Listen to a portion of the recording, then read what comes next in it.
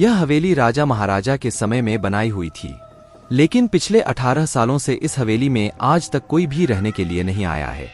इच्छा होने पर भी इस हवेली में कोई भी नहीं रह पा रहा था, क्योंकि लोगों का कहना थी कि इस हवेली में भूत प्रेत का साया है।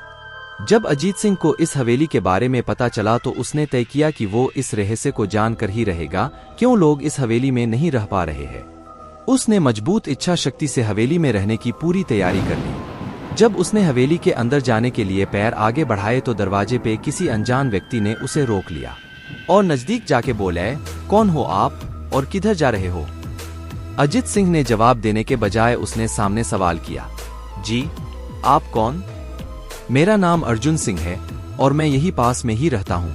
अजीत सिंह ने कहा, ओह अच्छा, मैंने सुना है कि यह एक भूतिया हवेली है और यहाँ कोई नहीं आ पाता है, इसलिए मैं इस हवेली में एक दिन रुकने का फैसला किया है। अर्जुन सिंह ने कहा, जी हाँ, आपने सही सुना है और आप भी अंदर मत जाइए, मेरी माने तो आप भी वापस लौट जाइए, यहाँ बहुत खतरा है। यह सुनकर अजीत सिंह खुश हो गया, जैसे उन्हें कोई लॉटरी लग गई हो। अर्जुन ने उसकी खुशी को देखकर बोला, आप क्यों खुश हो रहे हो? आपको तो भूत का नाम सुनकर डर लगना चाहिए। शायद आपको पता नहीं होगा कि मैं भूत प्रेत में काफी दिलचस्पी रखता हूँ। अगर इस हवेली में भूत है तो मैं अंदर जरूर जाऊंगा और सारी सच्चाई का पता भी लगाऊं। इतना कहकर अजीत सिंह उस हवेली में चले गए। अंदर जाके अजीत ने अपनी बैग को साइड में रखा और हवेली के चारों ओर देखने लगा। सारे रूम भी चेक कर लिए। बाद में ड्राइंग रूम में आके सोफे पर बैठ गया। उसने वहां बैठकर दारू के 2-4 पेग भी पिए।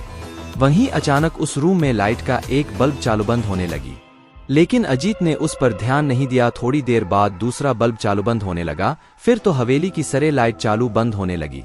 यह सब देखकर अजीत अपनी जगह पे खड़ा हो गया और संपूर्ण सावचेत हो गया। अचानक उसके सामने एक छोटा टेबल हवा में उड़ने लगा। करीबन 6 फुट हवा में ऊपर जाके गोल गोल घूमने लगा और बाद में अजीत की ओर तेजी से आने लगा। अजीत ने तुरंत ही अपने जगह बदल दी और दूसरी ओर चला गया और वो टेबल वहीं जाके गिरा जहां अजीत खड़ा था। अजीत कुछ समझ पाता उतने में सोफे की शीट उसकी ओर आने लगी। वो जल्द खड़ा हो गया और छलांग लगा के दूसरी ओर कूद गया, जिसके कारण सोफा दीवार को टकराया और अजीत बच गया। अचानक सब कुछ शांत हो गया। अजीत ने चारों ओर सतर्कता से देखा और बड़ी आवाज में बोला, तुम जो भी हो सामने आकर के बात करो।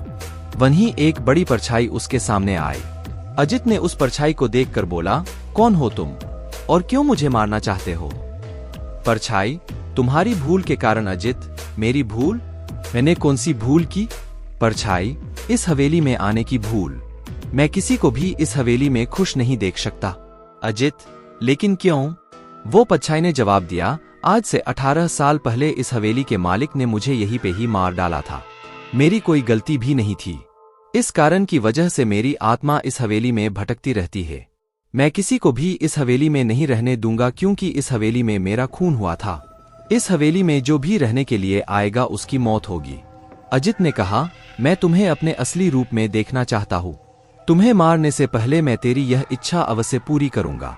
और उस परछाई ने एक भयानक दरमियाना रूप ले लिया। उसका चेहरा इतना भयानक था कि अजीत भी एक क्षण के लिए डर गया था, लेकिन दूसरी ही क्षण में उसने अपने आप पर काबू पा लिया। बाद में इसने अपनी जेब में से सफेद पाउडर निकाला और उस भूत के पर फेंक दिया। भूत के पर पाउडर पड़ते ही वो जलने लग गया। बड़ी बड़ी ज्वाला उठने लगी।